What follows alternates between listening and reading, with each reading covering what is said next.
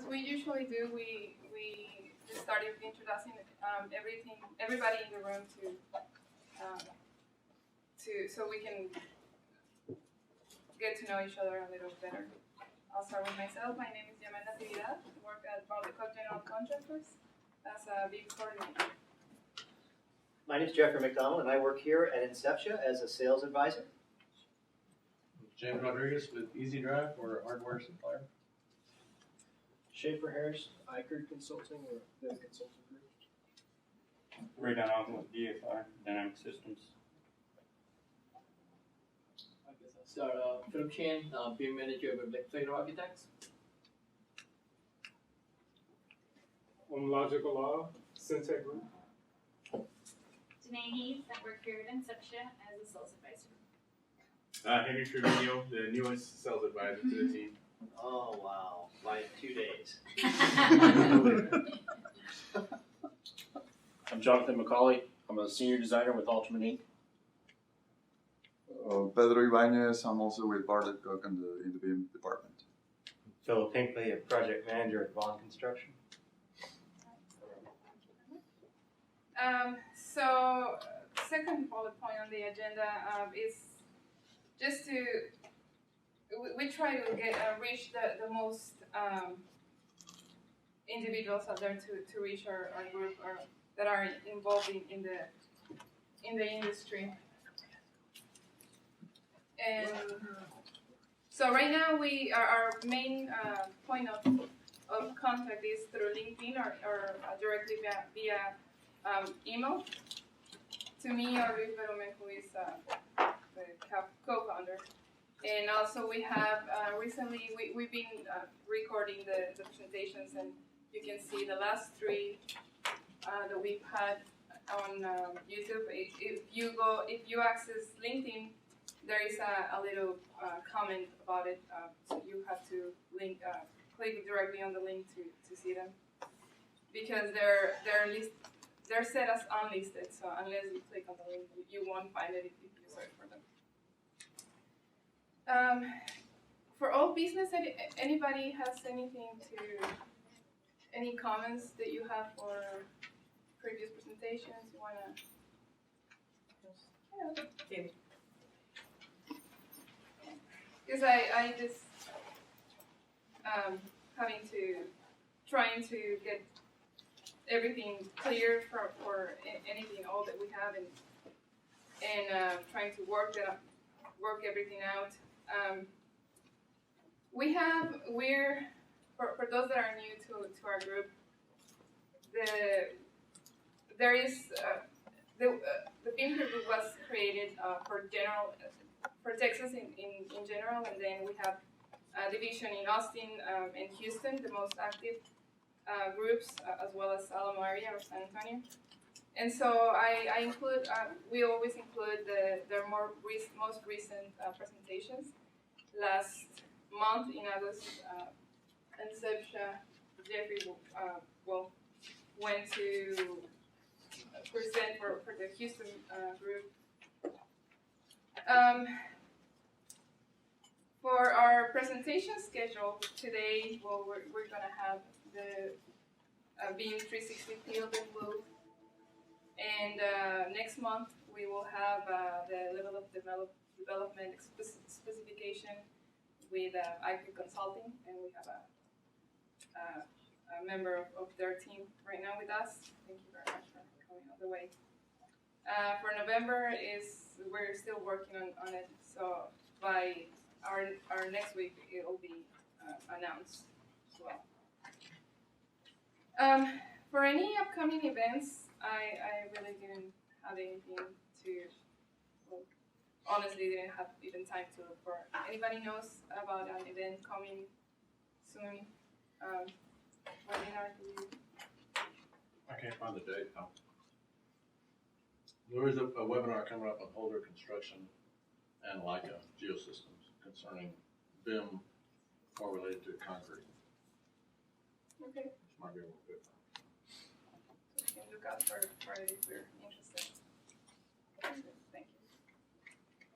And our guest speaker is Jeffrey McDonald with the Inception. He's going to talk about about Autodesk BIM 360 Field and Glue, and I'll let him introduce himself. Oh, there is something else at the end of this month. If any of you guys are going to be down in the valley, at South Padre Island, there is the Builders Communities Conference, which is on the island, and it's the 26th and 27th, the last weekend of this month. It's basically it's a trade show on the island, and it pulls in folks from Harlingen, McAllen, and some folks from Corpus. So I'll be down there doing the whole trade show booth thing. But it's if any of you have any interest in that, if you're going to be down there, I would check it out. It's good exposure if you're going to be down there. What are you giving away in your booth to see if we want to come or not? I'm joking. Valuable information. How's that? That's all I got. That's perfect. You almost walked right into it. I don't know, what are you giving me to give away? So I'm right by the door. just because some people were here for the introductions, would you like to introduce yourself since everyone else has? Almost Sure. everyone else has. Okay. Go ahead. Sorry, And I then missed if you that. guys, did you guys get a chance to introduce yourselves? Yeah. So Lindsay, go ahead, and then y'all three can introduce yourselves. That way everybody will be up to date. Okay. I'm Lindsay Goodwin with Autodesk. I've met some of you at previous meetings, and I try to come to these when I can when I'm in town. I'm the territory manager, work closely with Inceptia, and I cover. A joke about this. We split Texas 3 ways this year, and so I have a counterpart that covers the greater Dallas-Fort Worth area, and one that covers Houston. And I always tell people I cover the Rock. They always look at me and I said, the rest of Texas. So I cover Central, South, and West Texas. So I'm glad to be here. Careful. Yeah. You all want to go ahead and just who you are and who you work with? My name is Gabriel Olmos. I'm the intern architect and BIM guy at Local Solids Architects. I'm Megan Moradero, and I'm from PBK Architects. I'm Jonathan Piedra, and I'm a student at UTSA. My major is construction science and management. Very cool. And who are you, sir? Jeff Lopez, Lopez Salas Architects, intern. Okay, very good. All right. Okay, we're going to go ahead and get started because I've really cut myself short here. So this is going to be, I shared, first of all, my name is Jeffrey McDonald. Obviously, I work for Inceptia, as I said already before. I did this presentation in Houston, and I tried to do the technical piece myself with my sales administrative laptop, and it was a nightmare. So Matt Dillon is going to come in a little after 5, and he's going to handle the technical piece of this presentation. The part that I'm going to cover is kind of the business reasons why you would use these softwares. And so let me fire this up and we'll walk right through it. I wanted to take an opportunity here before we get started to tell you that we are growing. Inceptia is growing. First of all, you guys know about our name change. Obviously, you're here and you found your way here, and you're not driving around looking for DC CAD. So our name has changed. We're growing. In the back of the room, you heard Danae and Henry introduce themselves. I'm going to be doing some different things, selling fabrication software primarily, which is a piece of the market or some software that Autodesk picked up. We did a presentation on it, I think 2 or 3 BIM months ago at the BIM Peer Group. But Danae and Henry are going to be working the San Antonio and Valley markets, and we're basically where I've been working. So all of you guys that are currently have been working with me that are here in the room, if you're our customers here in San Antonio, you're going to be transferred over to Danae and Henry, and I'm still going to be here and still helping them kind of get up to speed, and with the rest of the staff helping them get up to speed. So those are just changes that you'll see coming. I just want to make you guys aware of that. But we're excited about the growth in the company. You'll see some things in here that kind of talk about how we're kind of expanding a little bit. Okay, so what we're going to talk about today is mobile applications for building information modeling. The presentation will be done by myself, and as I mentioned, Matt Dillon will come in when he's finished. So Matt's going to have all the slick, shiny, fun stuff. I'll be talking about kind of the business reasons, again, why we would do this. Very quickly, Inceptia, formerly DC CAD. We've been around for 27 years, providing award-winning service to the AEC community. We have offices in San Antonio. That news there I was talking about is there. We are now going to be at Houston. We are now officially selling into the Houston market, which is one of the reasons why I was at the Houston BIM Peer Group. But of course, we have offices in Austin and Dallas, as we always have. It's just Jeffrey, I'm curious, I'm sorry to kind of interrupted. So what happened to TurtleCAD in Houston? Nothing happened. They're still there. Okay. Yep. Curious. They're still there. Okay. And just since you brought that up, I'll tell you that we don't have any interest in going in and taking their business. That's not what we're all about. We feel that there's a market there specifically with our with a lot of this construction. We're construction authorized, which gives us access to the BIM 360 field and glue, and we're fabrication authorized, which gives us access to the. You're Right. early and I'm late, so just relax. All right. And so, anyway, that's our intention there. Yeah, but no, they're still there, and they're, as far as we know, they're alive and well. Okay. I mean, I'm sure we'll be, we'll run into them eventually. So, all these things we provide, as you guys know, we provide support for architecture, engineering, and construction. We're MEP systems specialized. All of these specializations, just if you want to know what they are and why they are, we achieve those through Autodesk by taking tests and going to online classes and having staff that have certain levels of expertise, and authorized training center, obviously, because we provide a nice environment like this one for y'all to come in and do training when you want to do that. So myself, my background's in design. I've been doing digital design for 25 years or so. I'm lead AP, PMP. I've done all kinds of different things in the market. I love doing what I do now. I get to help people with their toys and get to play with some neat stuff to help people do design work. So I really enjoy my job. Matt Dillon behind me that just came in. Obviously, you guys know who he is. He is. You're not supposed to be here for this because you're going to be all embarrassed. But Matt's a rock star in the world of CAD technology. Lots of experience. Obviously, he's been with DC CAD since it's. Excuse me. He had been with DC CAD since it was formed. And Matt, obviously, he teaches at AU every year, and that's a privilege because you have to be invited back. And Matt was actually voted one of the top 10 trainers of all time at AU, so we're very lucky to have him as a technical support person. Okay, so we're going to talk about some of the business conditions regarding the BIM adoption, discuss collaborative tools that are being used already. We'll go over some of the features and benefits of Glue. We're going to go over some of the features and benefits of the field application, and then we'll have some question and answer discussion after Matt does a little technical demo. All right. So how many of you guys have heard of the Smart Market Report? Okay, so basically the McGraw-Hill folks put out a report. The most recent one is from 2012. And I kind of boiled this down. What this report is all about is about the levels of adoption of building information modeling in the industry. And so I took that report, which is probably 50 or 60 pages. If you guys have, you can find it for free if you Google it. There's lots of interesting information there.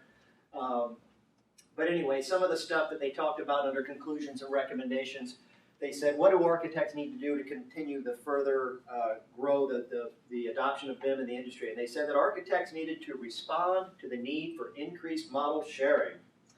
Contractors need to increase the awareness among non-users and deepen the engagement with BIM. And then owners need to drive BIM deliverable for turnover. So I bring these three ideas here because I think they help support the use of some of these tools that we're going to talk about. So collaborative tools we use today. How many of you guys are using Dropbox for your? Okay, so most of you guys know what Dropbox is for. That's so traditionally. And I drew my fabulous stick figures up here. I know this is amazing artwork. You guys, we'll go over that in a minute. But this is kind of what the traditional thing is. The way things are done on a weekly basis. Each of the individual disciplines have to push their models up into a Dropbox site. Some lucky person gets to pull those together and then push them back out so that everybody can see, everybody else's information. How many of you guys are using the Autodesk 360 site? You actually using the data storage? Okay, excellent. All right. So those of you that don't know about it, if you own an Autodesk license and it's under subscription, for every license you have, you get 25 gigabytes of free storage. That's a lot. I mean, So you can track who accesses your files. You can give people access to files. So it's a very cost-effective, free, pretty much, data storage place. And it's a little better than Dropbox because you can kind of keep track of file access. And it's got the built-in file viewers and stuff when you're there. So if you haven't checked it out, I urge you to check that out. I think that even if you are not the subscription, you got 5 gig for free storage. Is it 3 or 5? But you're correct. You could own nothing from Autodesk, and you could go there and set up even 3 gigabytes a day. That's pretty cool. So, right. So you could, with not owning any Autodesk software, you could create an account. You could actually go use the Autodesk 360, which was WS, and sign up for that. And you could get out there and start designing with stuff for free and save stuff in the cloud, effectively. Free stuff from Autodesk. Never happens. The amazement. I just never cease to be amazed. So, so these are just some of the tools people are using today. And of course, some of you guys are using Buzzsaw, and some of you guys may be using Constructware. Anybody using Constructware in the room at all? Nope? Okay. All right. Okay, so what is BIM's 360 Glue? We're going to talk about these two things. It's a model collaboration application using desktop computer and iPad tools, which allows ubiquitous access to design and construction models. So if you looked on the internet anywhere and you looked it up, it'll basically say everyone has access to the models from anywhere at any time. All right, cloud-based model storage and access to the models, and it's fully integrated. So this is where I want to show you my little picture real quick. One of the benefits here. Okay, so traditionally, if you're lucky enough to be the BIM coordinator, usually this will be a general contractor, maybe an architect. Everything flows through this person, all right? So the MEP model, the structural model, the architectural model, all gets pushed to this person. If they're lucky, it comes on one day of the week. If they're not, it comes in sporadically. Nonetheless, they've got to put this thing together, and then they push the model up into Dropbox or FTP site or whatever, all right?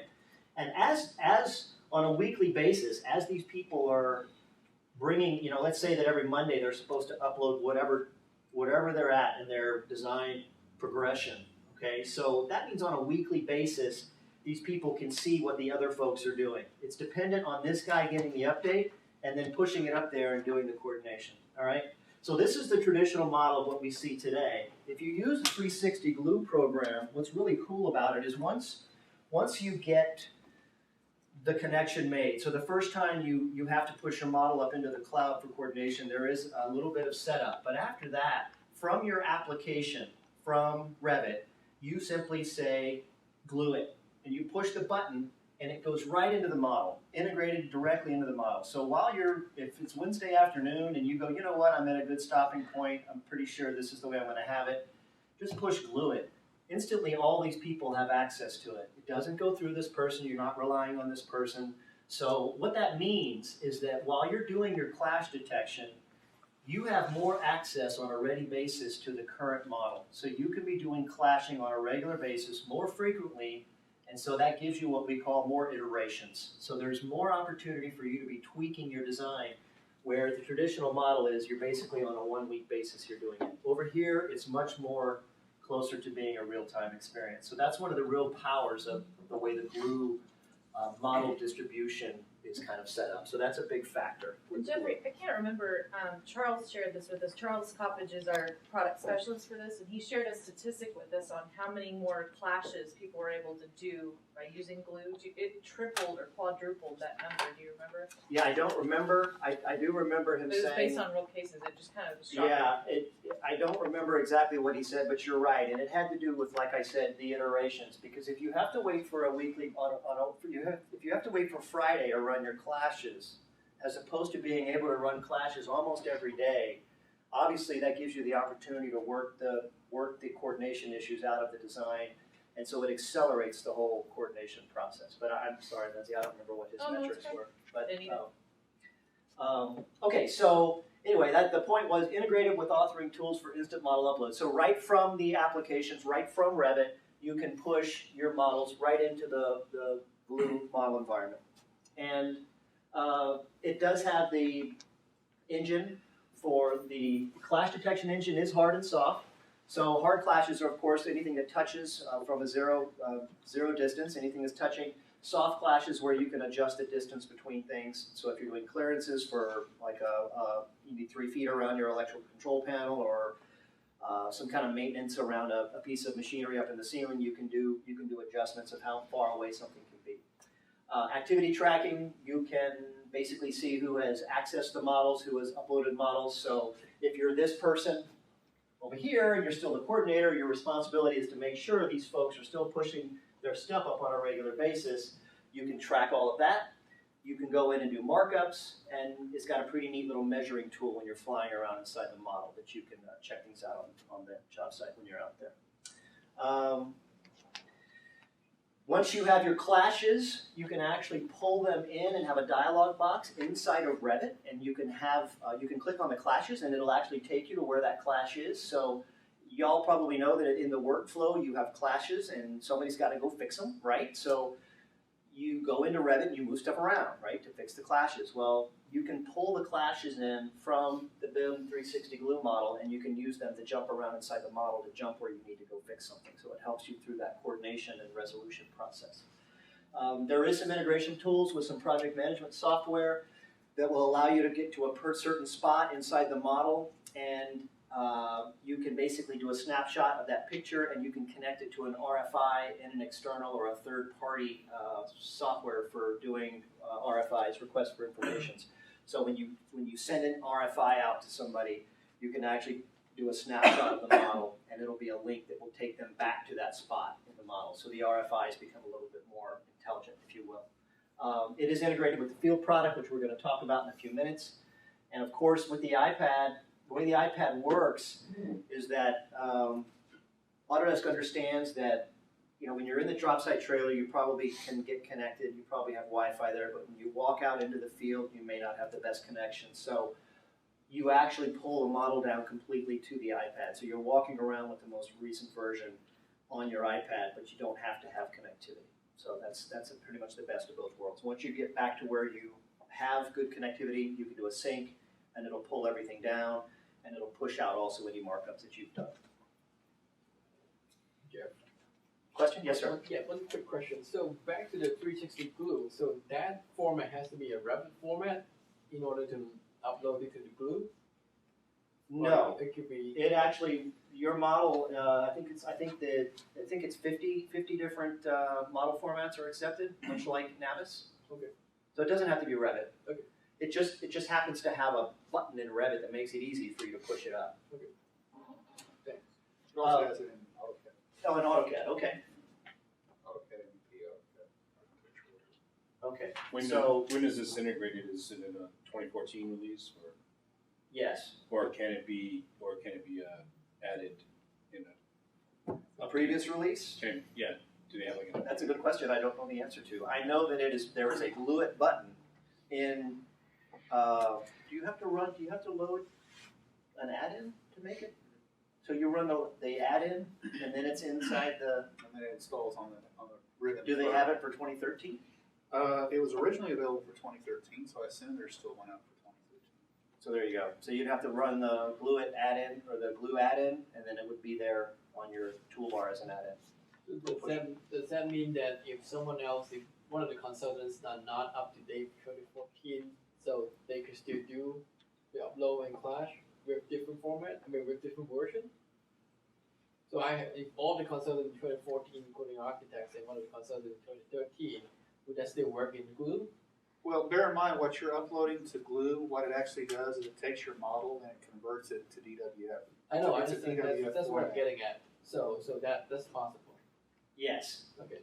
I think that the fact that it handles 50 different flavors of different softwares, it certainly handles the 3 or 4 flavors of Revit versions. So yes. Okay. Okay. How's it handling the information right now? Is it going okay? I mean, Revit has its information, AutoCAD has its information.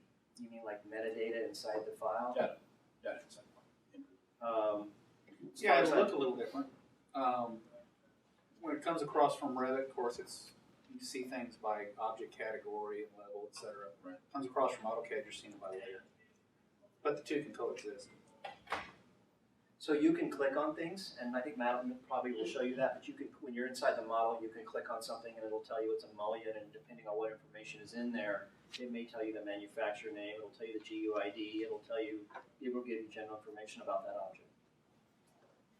But specifics of what's being pulled over, I don't know that exactly.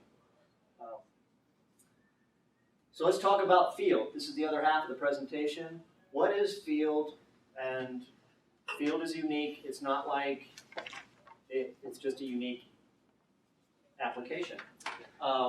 It is a construction management application using, again, desktop computer, both your desktop computer and iPad tools, allowing field access to quality assurance and quality control processes, job site safety data collection, equipment commissioning, and punch lists. All right? So the scenario I like to describe to people is when I was an owner's representative for Citigroup, and I used to have to walk around the job site, and my job was actually to take pay apps from the general contractor, and I had to make a decision. The guy was asking for 80 grand that month, and I had to justify whether I should tell the owner to give him the check or not. So I had to walk around the job site, and I would carry an 11 by 17 set of prints. I had a smartphone with a camera and a 8.5 by 11 notepad, and I would just write around and make notes and take pictures. And when I got back to the office, I had to kind of collate all that information and pull it all together. What's nice about the field product is all of those things are right there on the iPad, and so you walk around the job site, and it helps you through all kinds of different mechanisms I'll talk about. But the beauty of it is when you finish your day, the work is done. It's all done and completed, and it's already been uploaded, and you don't have to spend a couple of hours kind of taking all that information that you collected during the day and collating it in some old school fashion, cobbling together emails with pictures, printing things with PDFs and marking them up and scanning them and making them into emails. It just all happens for you on the iPad as you're walking around. So that's where I see the real power of this. What's also nice is that it will support 2D or 3D workflow. So you can basically reference a project by 2D PDFs. You can put push pins on the project. Let's say we walked into this room and we were doing a punch list, for example, and we were checking out the paint. I could find this plan on a 2D PDF and add those scuffs on the wall right there. I could put a push pin on the plan. I could basically pull it up and I could create an issue. That issue would be assigned to Bob, the paint contractor. It's in the system. I could say that's where it is. I could put in a brief description. I could take my iPad and I could take a picture of it, and I would assign it to Bob, the paint contractor, and Bob would immediately get notified that that was an item that he needed to take care of, and a clock would start ticking to let him know that that's been identified as something that needs to be resolved. So again, works with PDFs, and it also obviously will work with the glue, and I could be putting that push pin on a model as well. So, but they can work interdependently. They don't have to be worked together. Of course, they're going to work better together, but they can be worked separately. What does this do? One of the features, it's going to minimize the error-prone manual paper-based process. So like I said, I get back to the office and I'm cobbling all this stuff together. I'm very likely going to make mistakes. Stuff that I saw at 9 o'clock that morning may not get captured. So it's going to improve on that. This right here, that's it. Enables one-time data entry point at the point of construction. I get to put that stuff in the field when I'm right out there. It's done. I walk on to the next topic and I know that information's been captured. And when I sync that information, everybody has information. Everybody has access to that right away. Everybody, not everybody gets to see that Bob the painter has a scuff on the wall, but the stakeholders that need to know that can see it almost immediately. And certainly Bob the painter knows he's got that issue, which is most important. He can send somebody over and get to work on it. It helps provide insight across project for subcontractor performance. So there's a really cool dashboard that Matt may or may not show you, but there's basically a bunch of reports that you can see. And from a construction standpoint, not only can you manage, as like a project manager, you can manage that one project, but if you're a program manager and you're managing multiple projects, you can see across all these projects and see where you've got issues that have been outstanding for so long. You can search at your reports and say who's got the most number of issues that are unresolved and have been out there the longest, so you can figure out who you have to go after and say you need to get on the ball and get these things fixed. So it's just a tool to help you kind of manage your project in general. So there's a couple of different things. One of the most powerful things is this database of predefined checklists. So let's say that I have to go out and there's a pour in 2 days and I need to go check the formwork and make sure that it's been set correctly. And I don't really know exactly all the things I'm supposed to look for in formwork, but I was told to go do it. So there's a predefined checklist that you can create that'll say this is what you check for in forms. You've got to have so many supports within X number of square feet. The rebar can't be any more than 2 inches to the outside of the actual form. It will chip away. But there's this little list of things I need to go look for. Well, there's a whole bunch of checklists that are built into the software that help you go do that. And you can add your own. So if you have industry-specific knowledge about something, the way your company does things, you can build your own checklist and you can give that to somebody and say, go check and make sure this stuff is done. And when they walk around, if they check it positively, that's good. If they say something was not done, it instantly creates an issue, and that person that's responsible for that is automatically notified for it. So again, it's driving the quality assurance and quality control. Again, you can develop your own reports. You can have your reports go off at 4 o'clock in the morning every day, so every one of your contractors is going to get emailed a report of what their outstanding stuff is on a daily basis. And then as you're walking around, you can capture critical commissioning data that can be passed into the end of the project for facilities management. So when you're walking around, you're doing machine startup and those kinds of things, all that information can be captured inside the program as well. I'm going to speed up here because I know Matt's going to have some time.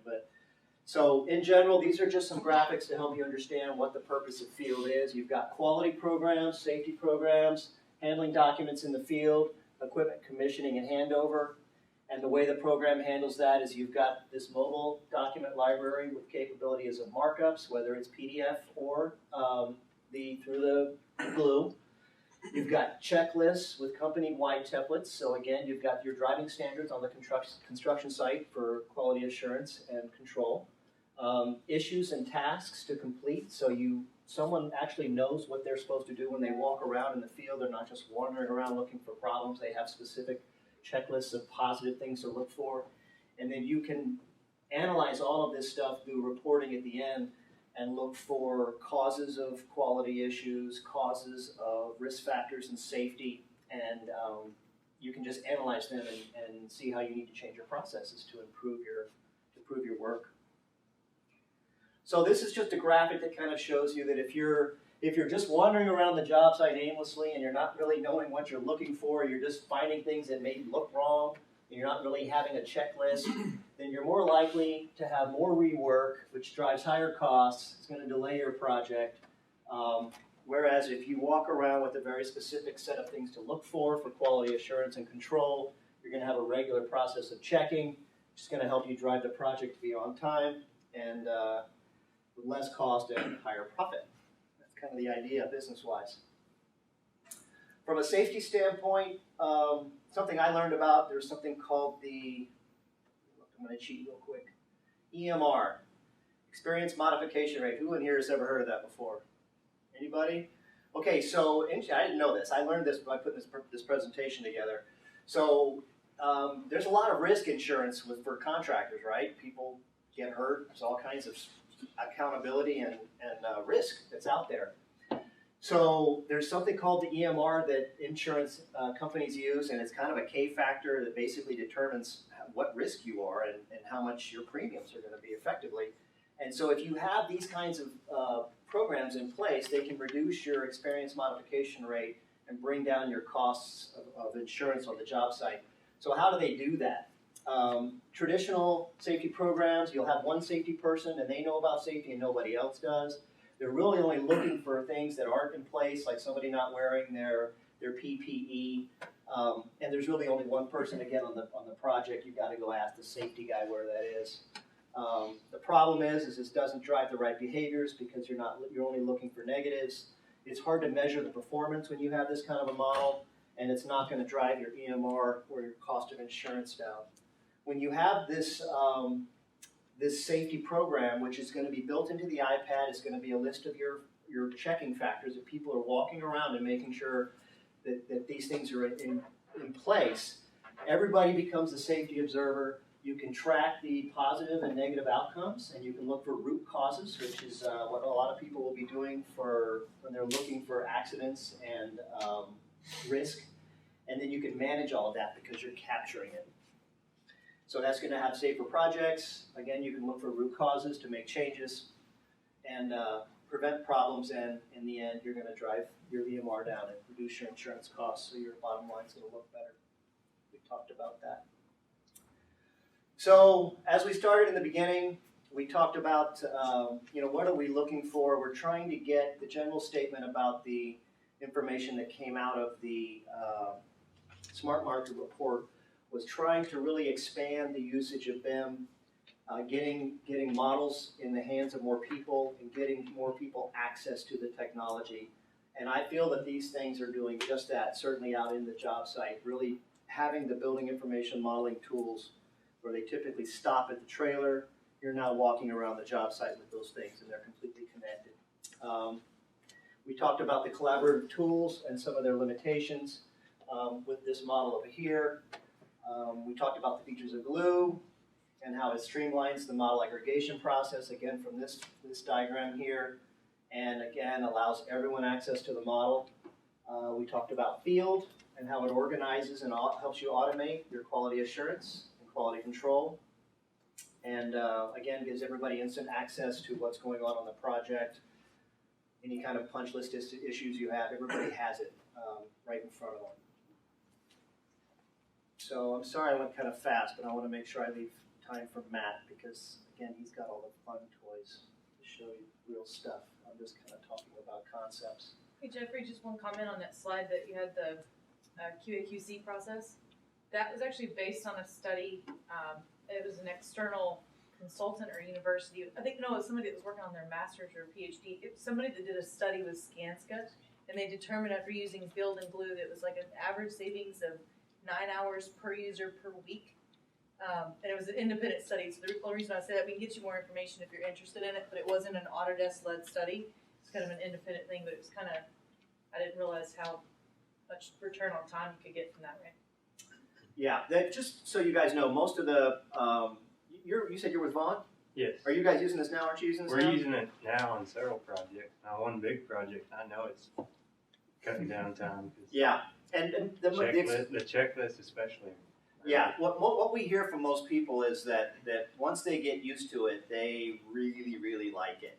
I mean, it really, I mean, if you're somebody like I was that walked around fumbling with all this stuff in your hands, trying to capture data, walking around the job site, having it on the iPad is just amazing. So, does anybody have any comments about what I covered? Because Matt is going to take it over here. Questions at all? We'll have more time at the end for questions if stuff comes up with Matt. So. My turn? It is your turn. We'll switch. I'm going to sit down. Talk more than enough. How long do I have? 10 minutes? 7 minutes. No. Got a half an hour, right? Yeah.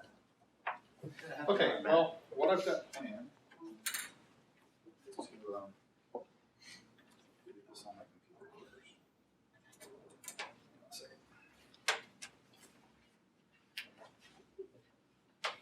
What I'm going to do is I'm going to show you a little bit of glue first on the PC, and then I'm going to switch over to the iPad, show you a little bit of glue on the iPad, and then I'm going to switch to Field on the iPad. So most of that demo is actually going to occur on the iPad, because I think that's really where most of the action happens. And then I'll finish up back on my PC, and I will show you the PC interface for Field, the dashboard that Jeffrey mentioned, the reports, etc. So where I'm at right now is I'm obviously on the PC, and I'm in the Glue application at the main screen that once you sign in, you get a listing of all the projects that you're a part of. And since I'm a system administrator, of course, I'm seeing all the projects for our site, which aren't that many. And again, this is really, glue as an application is really meant for really before the shovels hit the dirt. So this is really more of a kind of a design application. If I click on this project here, we've got a variety of models. I've got, let's see, look at it this way. If we go into our discipline models, I've got a couple of architectural models, basically a site plan and an architectural plan, a model. These are all done in Revit, but again, they could have come from Navisworks, could have come from any of the AutoCAD applications, so AutoCAD Architecture, AutoCAD MEP. I'm not sure, does Civil 3D have a plugin? I'm not sure about that.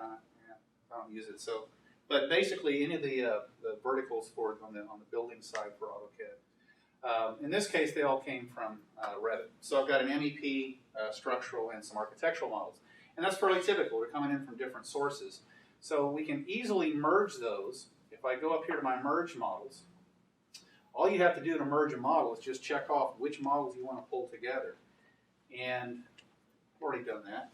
Here it is. You zoom that in, Matt. I love that. Show a good So always send these in and give them a little note. What I was doing.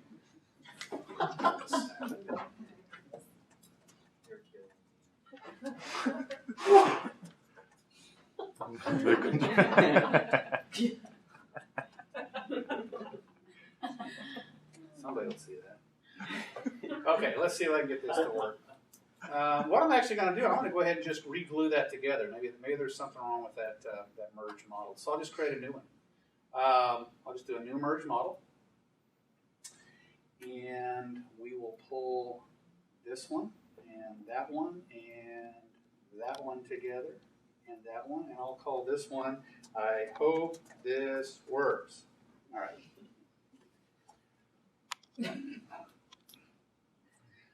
We aren't going to be seeing glue today.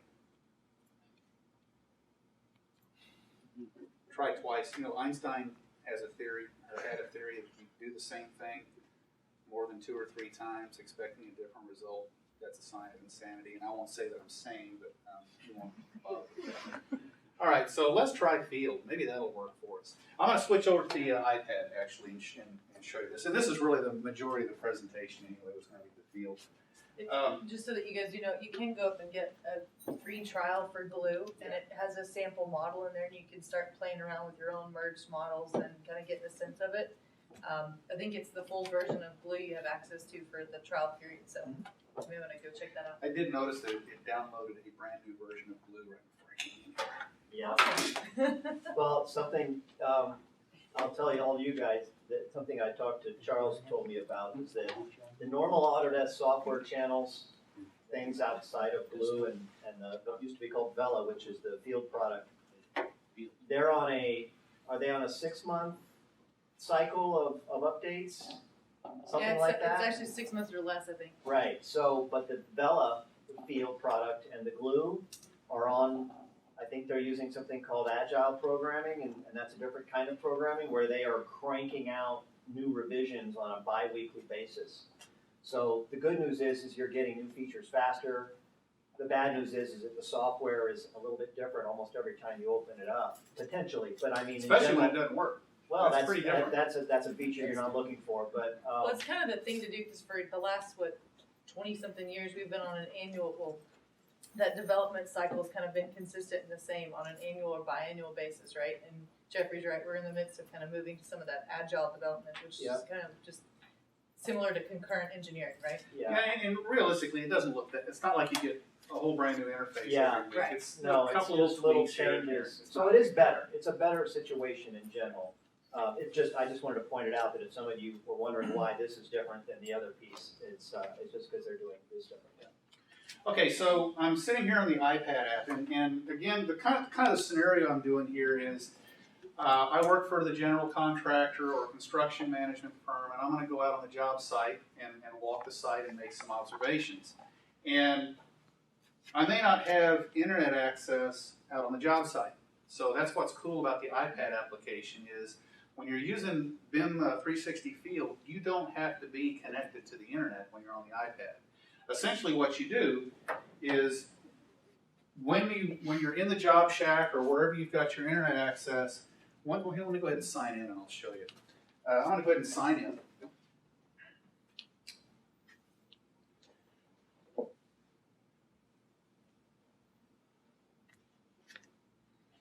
I'm going to sign in as Chuck Norris.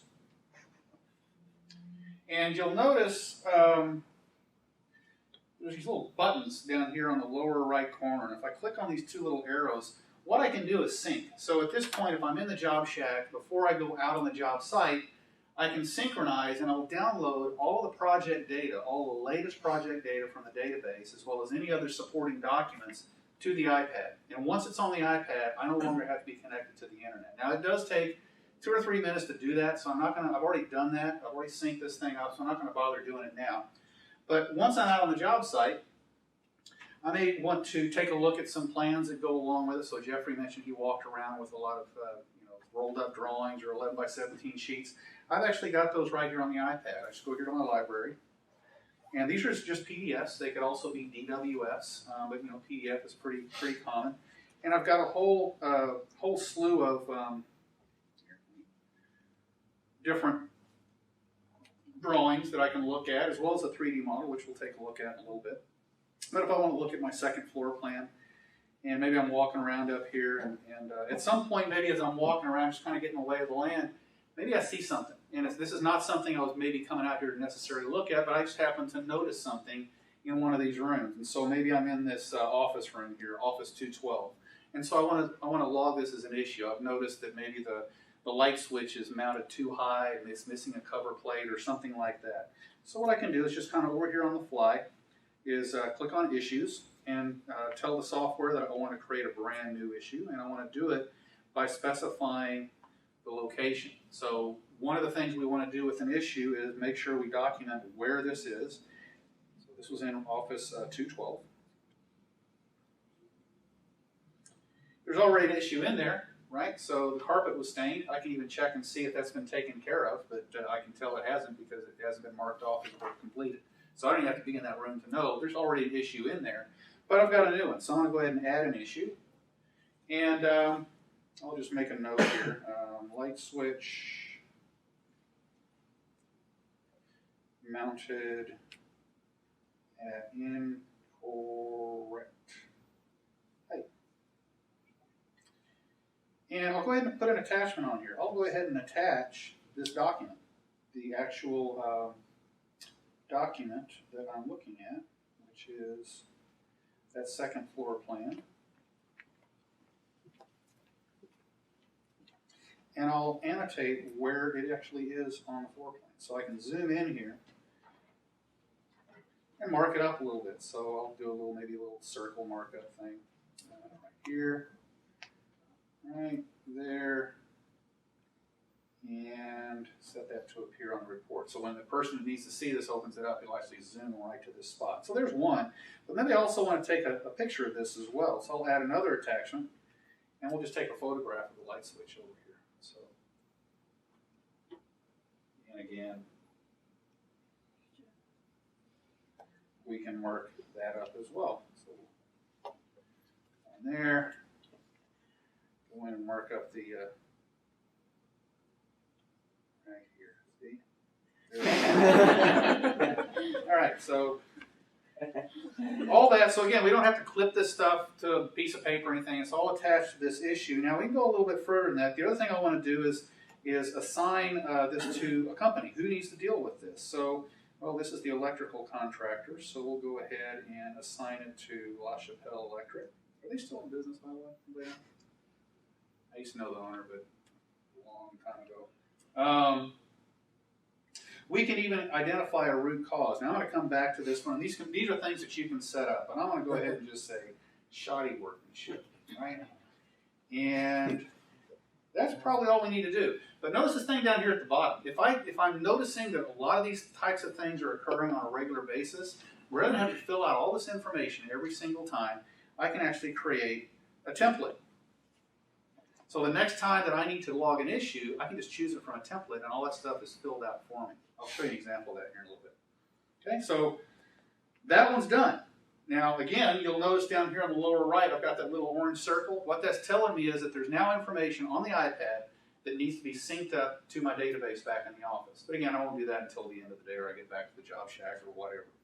Okay, so we've got an issue. What I really wanted to do though is do a checklist. So let's go to my checklist and pull one out that I want to fill in. So as Jeffrey said, we have a library of like 500 pre-done checklist templates. You can do your own as well. Let's go and do, let's see, what should we do here? How about plaster and gypsum board? We'll do that one. So where am I? Well, let's go ahead. The first thing I'll do is say where I'm filling this out. So I'm going to fill in a location here. We'll say we're on level 1 and we're in one of the classrooms. So we'll be in a lecture room 102. Good enough. And so I can just go through here as I'm making my observations and either mark these as pass or fail or not applicable. But if one fails, so let's see. I'll just go ahead and pass a few of these. Oh, this is a good one. That one failed. Notice as soon as I failed that one, it actually went ahead and created an issue for me. So you can set these checklists up so that if something isn't meeting what you're looking for, when you say it failed, boom, there's an issue. And it already knows where it's at. If I go in and edit this issue, okay, it says, well, it's in the lecture room that I said I was doing the checklist in. All I need to do is maybe assign a root cause if I want to. You don't have to do a root cause. Assign it to a company.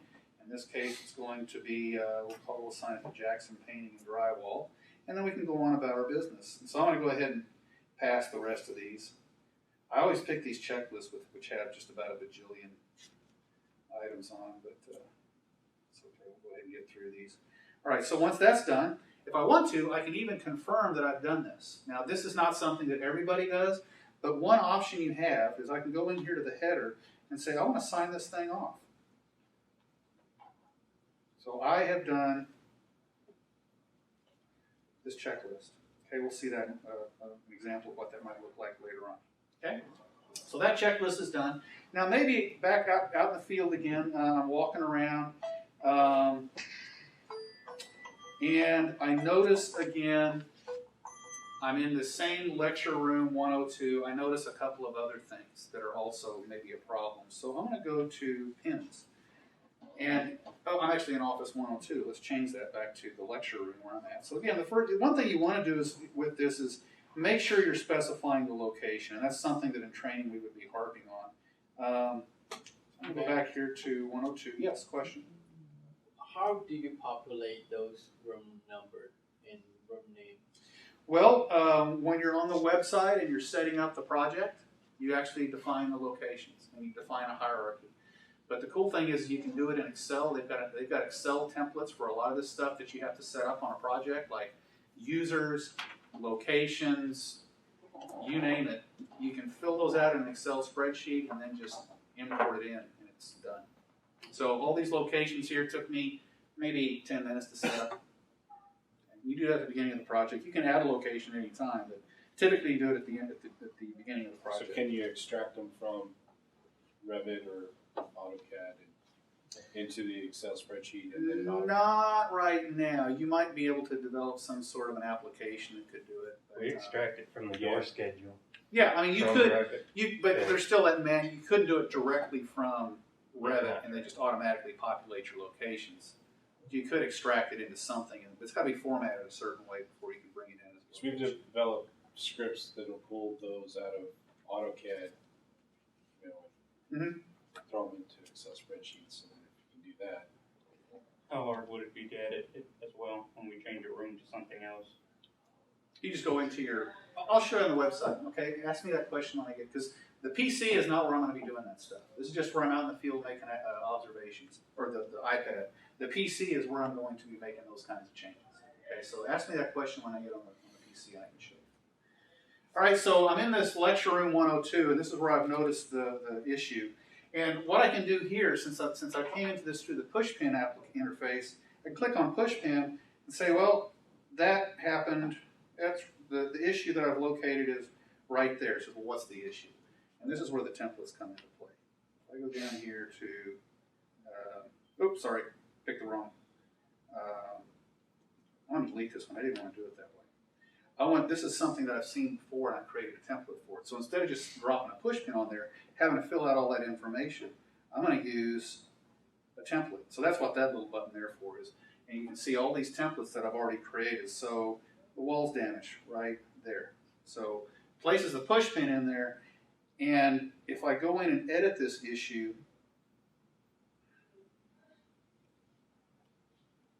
there's the issue I just created.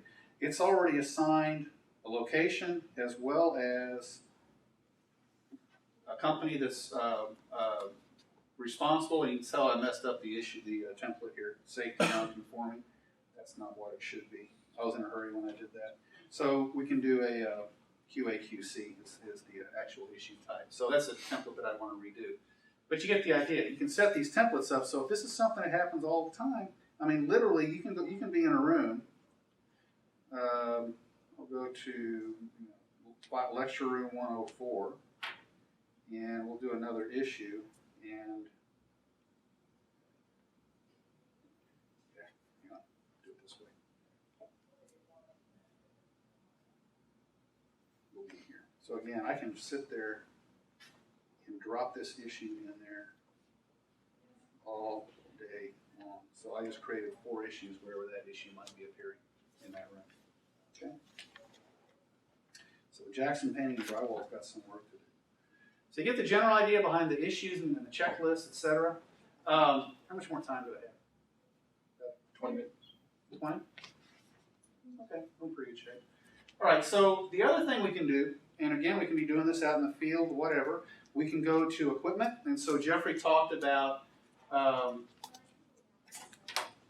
commissioning of equipment. So this is equipment actually that's in a Navisworks model that I actually linked into Field 360. So if I click on, say, this centrifugal pump here,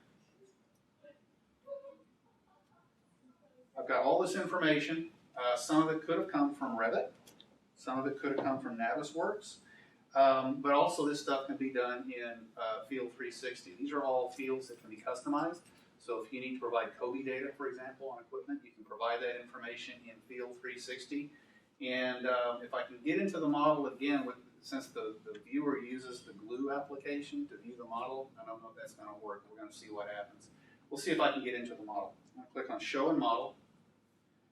And it actually pulls up the glue application, and there's the piece of equipment that I was just looking at. Now let's say I need to create an issue for that. Again, I can just stick a push pin on there. Tell what the issue is. So it's a punch list. Let's see if I got any templates for these. I don't think I do actually. So we'll just say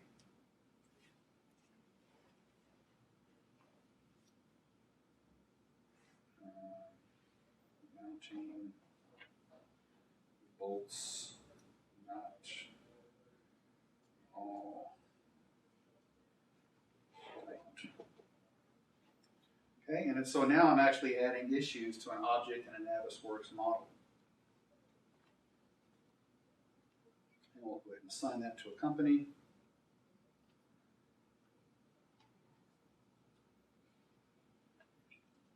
And good enough. Okay, so it already has the location because it knows where the equipment is. And we just made a new template for that.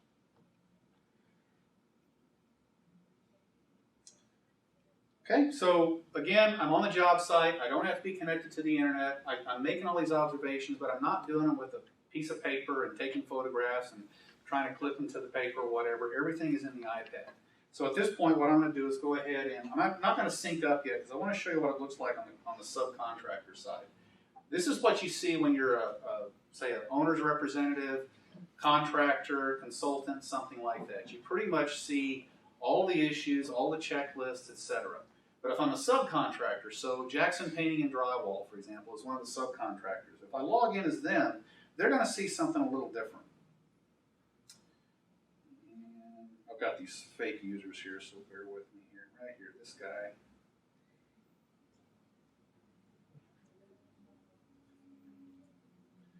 You sign in as him. Now I'm going to go ahead and sync. Let's see how long. It shouldn't take too long because subcontractors don't sync as much. This is a good spot for questions, though. This will take a minute right here, the project data. So if anybody has any questions, and I haven't forgot yours. Do you feel like the iPad and its apps are becoming obsolete? In what way? It's kind of not, it's somewhat off topic. Well, I mean, with Windows Surface, you know, I've been looking heavily into that, Surface Pro especially. It can run full versions, and I would rather go to Navis Freedom to view than Glue. And on the other hand, I would rather go to AutoCAD or Revit. Right, so with the Windows Surface, you're actually running the Windows 8 operating system, and you can run all those apps on it. So yeah, in that respect, probably so. Yeah. Unfortunately, right now, the iPad is the only thing that the Field 360 field application is going to run on. The field you can run online also. But then you have to be connected. So as long as you're connected, you can do that. But you don't have quite the same. Wirelessly. Sorry? Wirelessly. Wirelessly, sure. Yes. Yeah. But you do have to be connected. And I don't know that you'd want to try to run it off of like just a data connection. I think we've had some people try it like with a hotspot or something, and its performance is neat. Okay, so I'm logged in as a subcontractor. You'll notice that if I go to issues, the only issues that I see, if I go to all issues, the only issues that I see are the issues for that contractor. Now, in this case, I'm only seeing issues that are open because I've got a filter set. But if I clear all, we should see all the issues. So you'll notice that some of these issues, most of them, again, I haven't synced from my other observations. There'll be more here the next time. But you'll notice most of these are either completed or approved. So like these here where everything's grayed out, these are issues that have been approved, they've been completed, they've been approved, they're no longer my concern. These with the blue push pins are issues that I have marked as work completed that we've taken care of as Jackson Painting and Drywall. Nobody's reviewed them yet, so they're still kind of pending. This one is one that I have not done yet, and I'll just change it to work completed as well. So at this point, we're just waiting on someone to either approve it or reopen it. If like, let's say someone goes in here, looks at this one that says baseboard damaged, and they say, no, it's still damaged, they can just click on open, change the status back to open. When I come back in, that push pin will show up as red again. And then put a comment in there, no, wrong baseboard, whatever. You're smiling, you've been through this before. Yeah. Okay. Because here's the cool thing about it. Wrong country. I'm going to go back. I'm going to go back and sign back in as good old Chuck.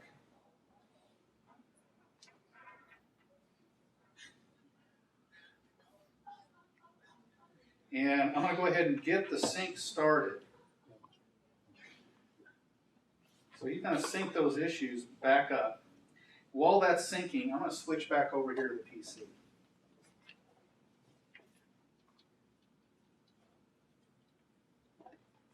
When those issues get synced up, guess who's going to get an email at the end of the day of all the issues that have been assigned to their company?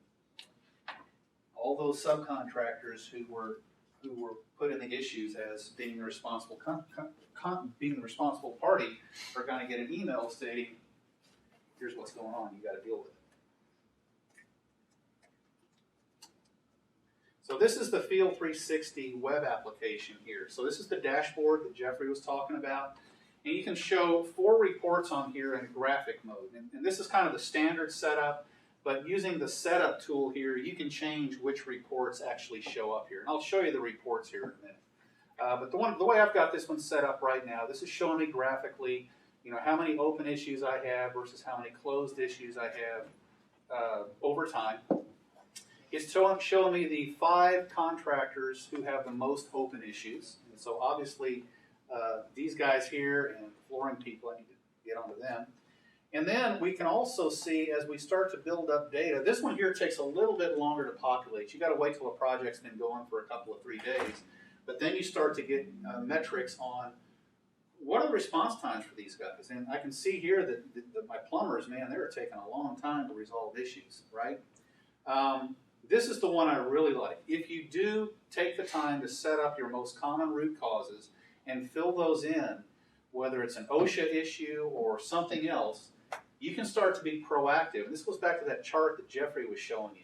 So instead of being reactive and just resolving issues as they come up, after you've done a project or two, you can start to see, well, you know, certain percentage of our issues are coming because of defective materials. Well, why is that? You start to investigate that a little bit closer and maybe start to be a little bit proactive and prevent some of these issues from happening in the first place.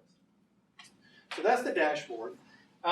If I go to issues, hopefully it's through syncing up. Let's see what happens here. Oops, sorry, that's to create an issue. If I go to view all my issues, and we can sort these based on company. We can even do a search. So if I say, show me all of the issues assigned to Jackson Drywall or Jackson Painting and Drywall, and say search those issues. There we are. And I can even say, you know, I only want to see those that are open and work completed. Search again. So now it's showing me all the issues for Jackson Painting and Drywall, including the ones I just uploaded right here. Okay. So those are now in the system.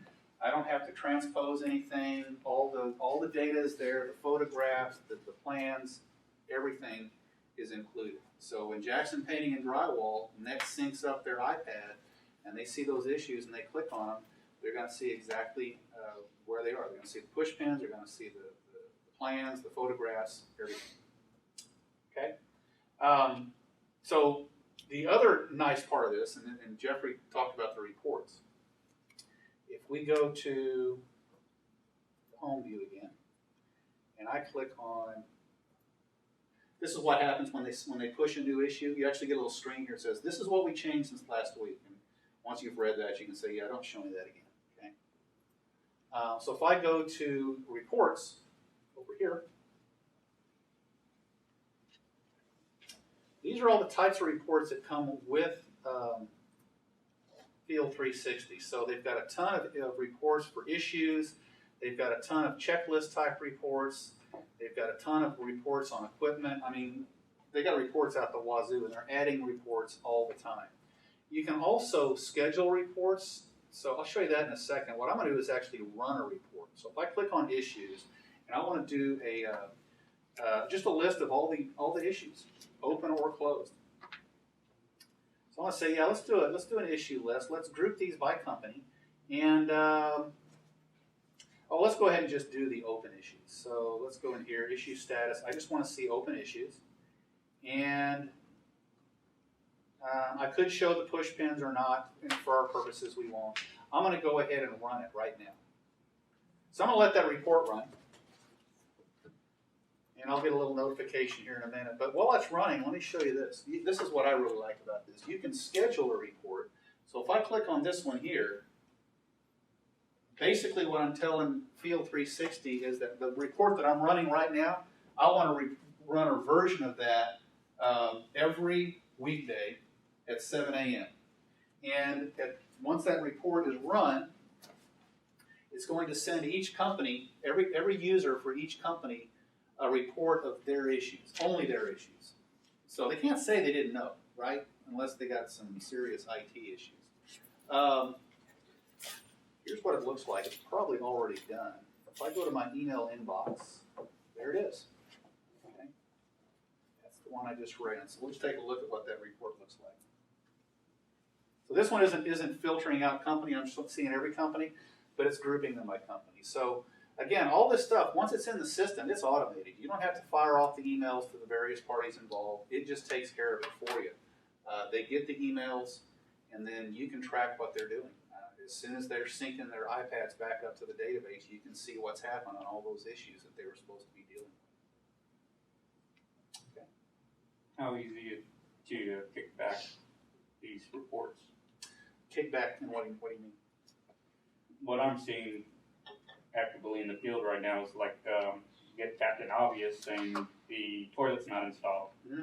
And root cause of it is really tile hasn't been put down. Okay. Of course it's not installed because it's not ready So yet. the subcontractor goes out there to look at his issue that he's been assigned, and he says, well, of course it's not installed because the tile hadn't been installed yet, right? So on the iPad, what he's going to do is he's going to put a comment on that field, and when he kicks that back, you'll get it. We can run that here, or he can even. I think you need to send an email from that issue as well, to say, yeah, this is why it's not installed, and then that in turn can kick off another issue. A subcontractor can't create an issue though. So if the subcontractor's doing that, that's the way they would have to resolve it. If it was someone else, and they were looking at that, they could actually create an issue right there on To the me, spot. right now, all I see this is creating lots and lots of paperwork because I get Captain Obvious out there pointing out no toilet, no toilet, no toilet, no toilet every place he sees it, and it's like we're not ready yet for that. There's things that haven't been installed. Okay. And we have So I see where you're going. All right. But So I also think that there's, because when I first saw this software, there's issues, right? So what is an issue? I mean, and what is a punch list, right? So I think that the construction manager has to have common sense. I mean, he might look at a building that's a bunch of steel, and he's not going to send out a bunch of emails that say the windows aren't installed yet. And you know what I'm saying? So there has to be some common sense that's used with it. I mean, if all toilets but one are not installed and the tiles down, then he should make that an issue. In other words, he shouldn't be making it an issue if there's a reason why. And there may be issues where it's not as obvious as there's no tile there. But I think that has to be that. I mean, to me, it boils down to user error. well, yeah, you're going to There have has to be some common sense. and that's where you educate you. But- You can't put the toilets down until the tile's down, so that's not, don't Right, mark but- that as an issue. And the issues that he's already marked that are in the system, all you have to do is come over here and say, yeah, that was a mistake. We'll avoid that. Jeffrey, I'm going to pick on Jeffrey here, because he was in here playing around, and Jeffrey hadn't been through any kind of training on this, and he created an issue at one point. in no area. I didn't know where the issue was. Yep. It's like, here's an issue. It's like, well, what is it? Where is it? So I just said, Jeffrey, you moron, and I avoided it. It's gone. Go You can't fix it delete if you can. You can't delete it. Once the issue's been I mean, uploaded. you think it's funny, but it actually does happen. We've Sure. seen that where Yeah, Sure. they No, come out and but say, I that's- have an issue, but they don't put where. Well, sure. And that's where if you don't know where, I mean, realistically, get a hold of the guy and say where, right? You can add that to this. And could that be part of the application to have a required field comment? So we can get And some of comment. these Could issues it be? that are, I guess so that- it could be. so but that- it's not well, right When now. they hit send, it says, oops, you forgot to Because, fill out that field. like today, I got over 100 and description. issues created today about diffusers not being installed because they said, well, it's an issue, it needs to be installed. Well, the grid's not complete, I can't do it. Sounds like the Now guy I got that's saying 100 that the diffuser issues shouldn't outstanding. Sounds to me like the guy that's making those issues maybe needs a little education. yeah. Well, and There are also, quite a few Well, that but are let's let's tell see, you the author. And who that's made that. I video. don't. The things you're And talking it's about all are the not same author. those things are not a factor of the application, right? I mean, the same things will be going on if you didn't have this application. You'd just be getting emails and photographs of the guy telling you you need to put these in. There's no ceiling grid. Please float my lights up in the air somehow. So it's not the application that's causing those problems. Like Matt said, it's the guy not understanding the sequence of the process that has to be done. So, And that same person has a responsibility to not just point out the issues, but to go back and clear out and verify the existing issues yeah. as they're being responded to. Yep. So, I it mean- can't be just going out there and creating issues and not dealing with what. But you're Okay. you're making a good point, though. The automation of this is so powerful that in the hands of an idiot, it could be a problem. Right. You're That's what absolutely we're right. saying. But in the hands of Right. like, say somebody's uneducated and goes and does that, and if you attach a comment back that says, hey, it's not, then doesn't everyone get to see that? No. So then, Everyone with the permissions to see. but I mean, the person that's creating the issue and his boss and whatever, and if he sends a comment back, then when they sign in, if they're looking at it, they can look at that Yeah, if and they're looking just at be like, man, I don't know, maybe we shouldn't send this guy so often. because But normally his boss is not looking at it because that's not his job. That's guess. not his job description. He entrusts those people. And this isn't meant to be software to smack somebody upside the head. It's basically just meant to make sure things don't fall through the cracks. Right. And if you've got something that's lingering out there, you can say, show me every issue that hasn't been resolved in the last 2 weeks. 2 weeks or more, you can oh my goodness. And any one of these, you can literally come in here and you can send a reminder. Hey, you haven't dealt with this yet. And it already knows who the assigned company is. So when I do this, Gazuli Flooring just got a reminder. Of course, I think that one's actually closed. So we're gonna have to look at it. Well, that was one of the first things that I thought about when I saw this software is really what defines that something is, how do you determine that something's an issue or if it's a punch list? Because at some point the general contractor is going to say, look, don't bring me a punch list until I'll tell you when it's ready for you to come to your punch list. I mean, they're going to be ongoing trying to fix things as they go, but if you're doing a punch list from day one, they're going to be annoyed, right? And that's partly where the checklists come into play too. I mean, if you send someone out like that, and maybe doesn't have that much experience, if you give them an explicit checklist, say, look, this is what, ignore every, I don't care what else you see. This is your checklist. This is what you're dealing with. That was what caught my eye, when you brought the checklist. And you can even set that up as a task. So right here, from this application, I can go in here and say, I'm going to assign a task to somebody. So if I go to tasks, I haven't done this a whole lot, so you'll have to bear with me. But I'll create a new one,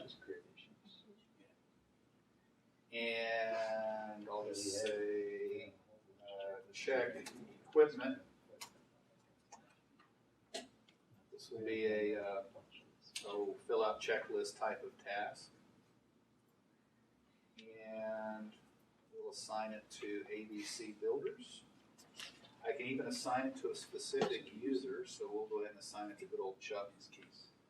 So once I've saved this task, I can then link a checklist to it.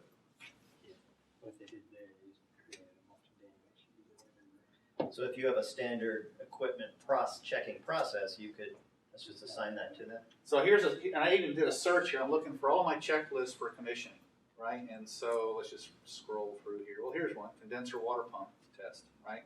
Or checklist. So once I've done that,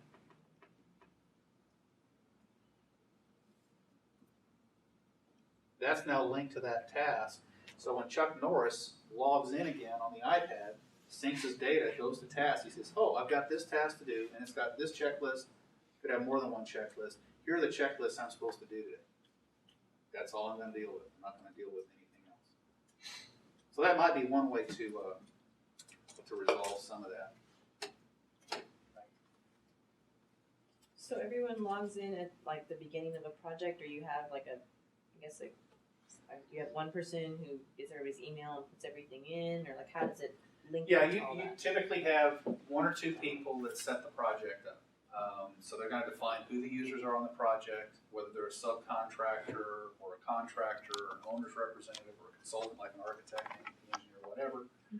And that will kind of define what they see in their iPad application. Once they've got the owners, the users defined, they'll define the locations, which you asked me about that.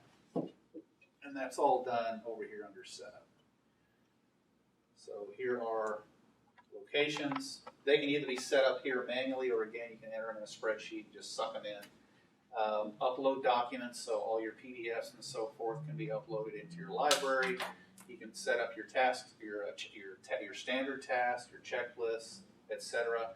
Those can actually be imported from another project. So where a lot of these checklists came from that I set up, I simply imported them right here from an existing project. I just went to the same account, went to another project and said, pull all these checklists in from that sample project. They give you a sample project that has, like Jeffrey said, something like 500 pre-done checklists. You can import those in, and if you want to modify them from there, you can add new ones, whatever. Takes, for someone that knows what they're doing, it's going to take probably a day to set up a project. And once it's done, it's done. Do you have that service to if someone doesn't have the time, or can you set up the and actually the way this works typically is when you buy this, typically, and I don't know, Jeffrey, you might want to jump in here if you feel like it, but well, there's training. Okay, so a couple of different things that both of these softwares, the Glue and the field, certainly the field, they almost require training.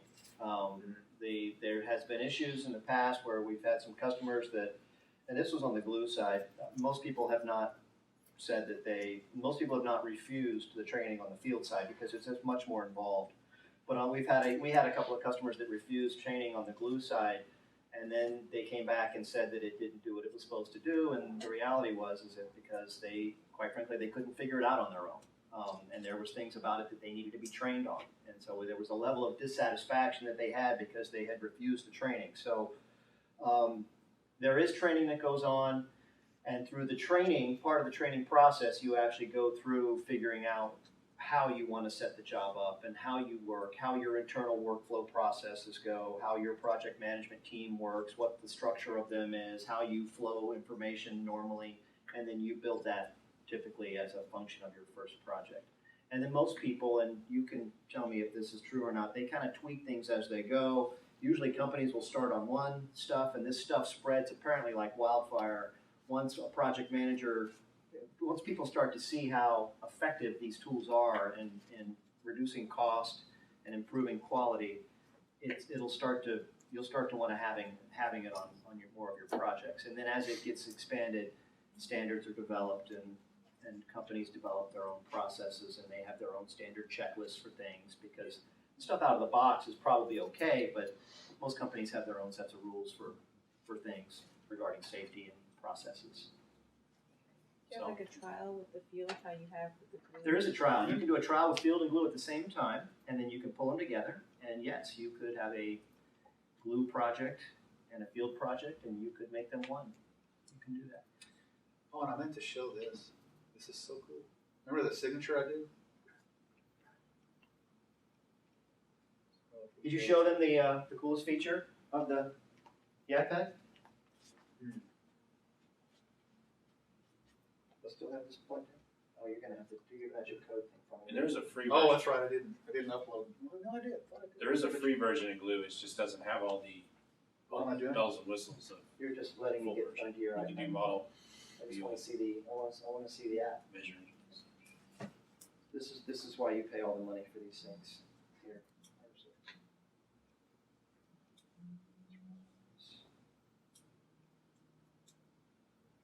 So you can walk around the job site? No, that's not what I wanted. Oopsie.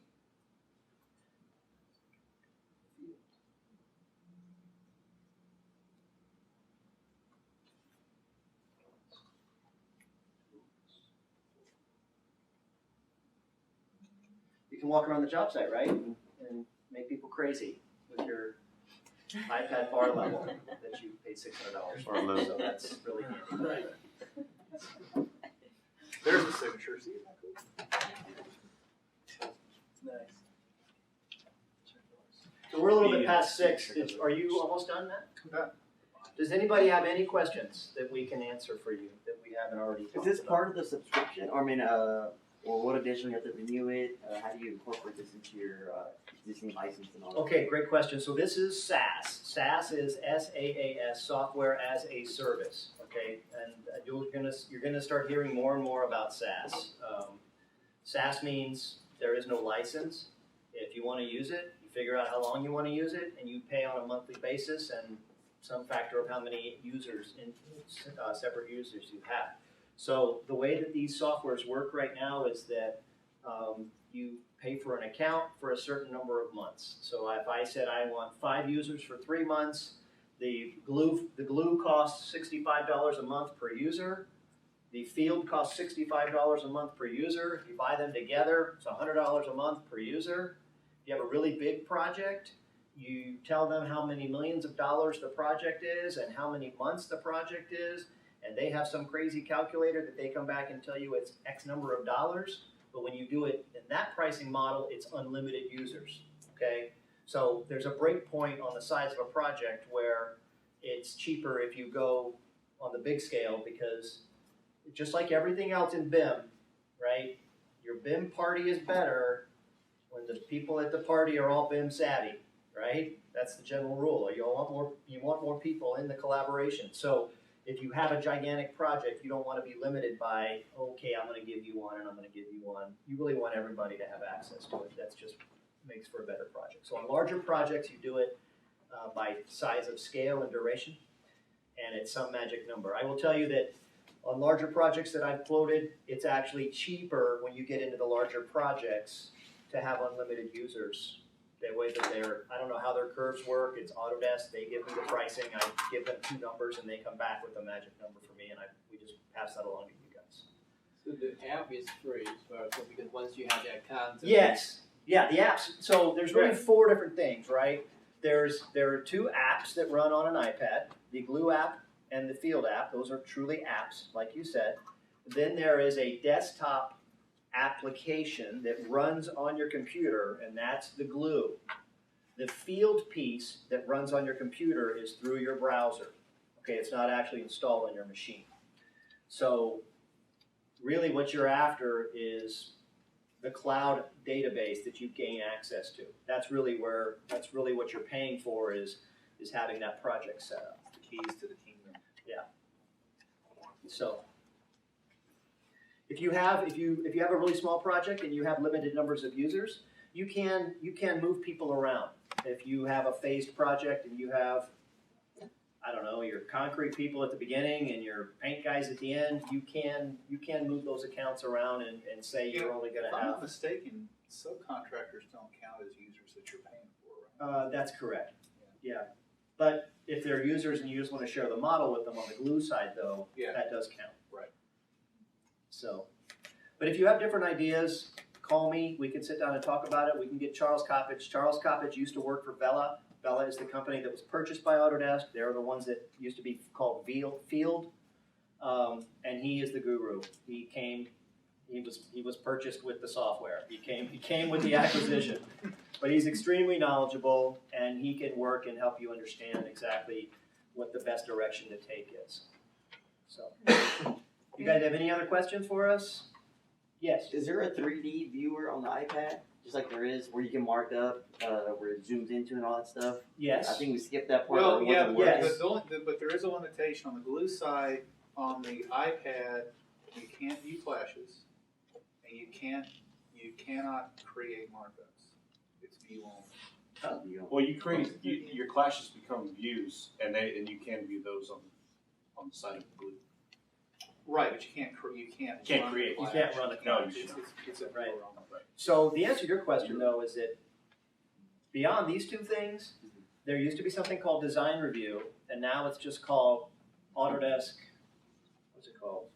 360 Viewer, I think, or something. So what used to be called AutoCAD WS is now just called AutoCAD 360, and it's just a web-based AutoCAD. It's like a light version of AutoCAD that anybody can just use if you have a 360 account. But there's something that used to be called Design Review, and you can push out of Revit. You can push a 3D DWF out, so it'd be a 3D DWF, and then you can use that free viewer to fly around inside your model. You can do horizontal and vertical sections. And so you can get right into the middle of a building and look at the bathroom and do a snapshot of it and mark it up, and it's a free software. So it's something that we recommend to management and people that aren't real BIM savvy. If they're working on a BIM project and they need to take advantage of the BIM things, get them the Design Review. It's not called Design Review anymore. It's called, I forget, it's something 360. I can't remember. It was on my presentation. I can't remember the name of it, but they've renamed it. But it's a free tool. It's a free app.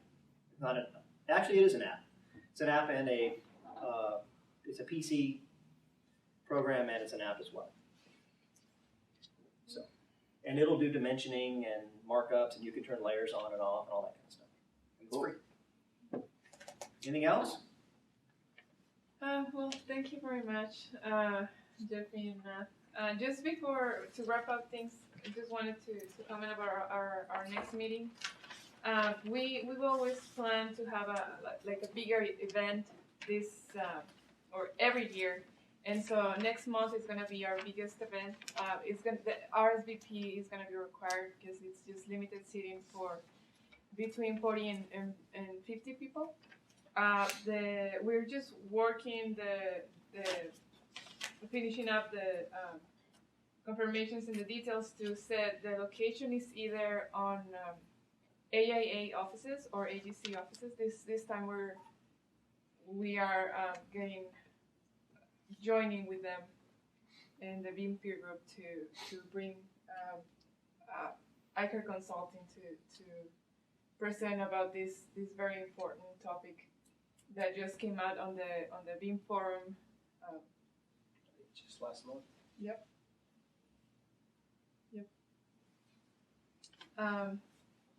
So we're gonna start sending out all the invitations, all the advertising, hopefully by the end of this week, but for sure next week you can see it on LinkedIn, and AIA and AGC will help us advertise this event. So be looking for that.